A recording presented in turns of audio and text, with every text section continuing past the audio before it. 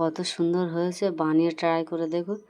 ছোলা আলু মুড়ির দিয়ে খেতে খুব ভালো লাগবে, বানিয়ে ট্রাই করে দেখো।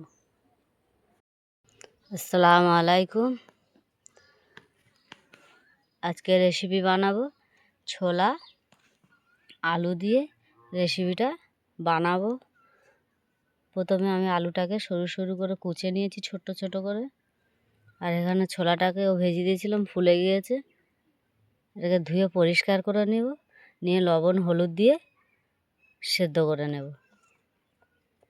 বেশি সেদ্ধ করব না, হালকা হালকা করে নেব। কিভাবে বানাই পুরো ভিডিওটা দেখতে থাকো।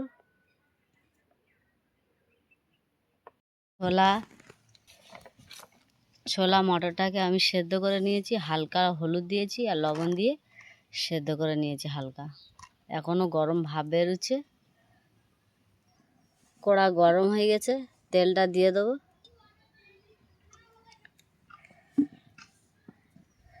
কাঁচা লঙ্কা আর পেঁয়াজটাকে দিয়ে দেবো।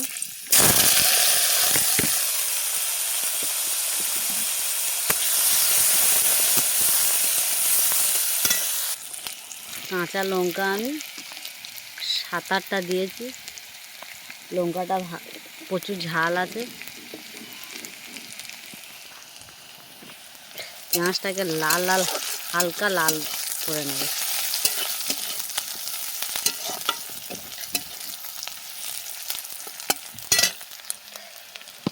আলু ছোলার সিদ্ধটা দিয়ে দেবো।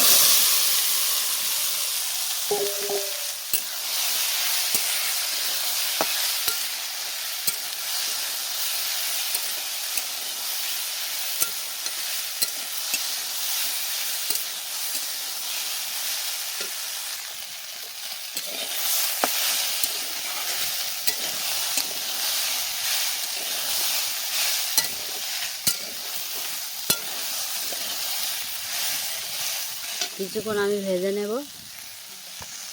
ভাজাটাকে কমপ্লিট হয়ে গিয়েছে।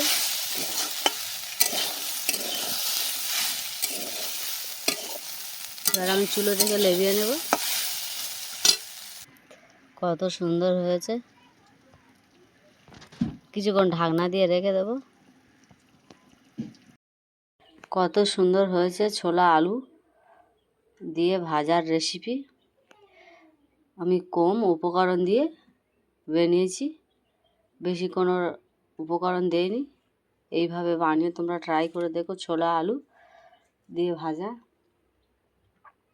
আমি যেইভাবে বানিয়েছি এইভাবে বানিয়ে ট্রাই করে দেখো। আর আমার ভিডিওটা দেখে লাইক কমেন্ট শেয়ার সাবস্ক্রাইব করে দেবে। আসসালামু আলাইকুম, আল্লাহ হাফেজ।